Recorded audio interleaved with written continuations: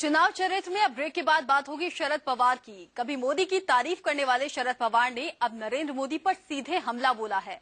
पवार ने कहा, मोदी को चुनाव के बाद ब्रेन हॉस्पिटल में भर्ती कराना होगा। मोदी वो देश का मोदी त्यासाठी त्यांचा पूर्वी भारतीय जनता पार्टीचा पक्ष होता जनसंघ।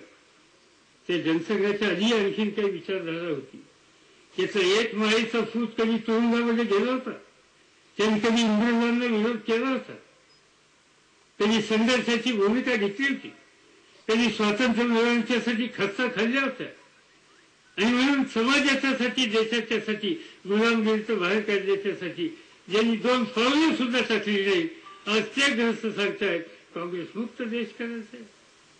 माझ्यावरती काहीतरी परिणाम झालेला आहे। उगीच काही जास्त बोलण्याचा अर्थ नाही। निवडणूक संपेल, त्यांचा पराभव करू आणि चांगलं कुठं हॉस्पिटल असेल बघू, आम्ही त्याच्यावरती लक्ष देऊ, आम्ही काळजी घेऊ। त्याची काही चिंता करण्याचं कारण नाही। त्यांच्या सहकार्यानं मी प्रेमाने सांगतो की आम्ही याची काळजी घेऊ।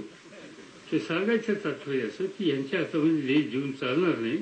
देश हा शेवटी देशाच्या हिताची जपणूक करणाऱ्या लोकांच्या हितामध्ये देश। पवार का ये बयान मोदी के बयान के बाद आया।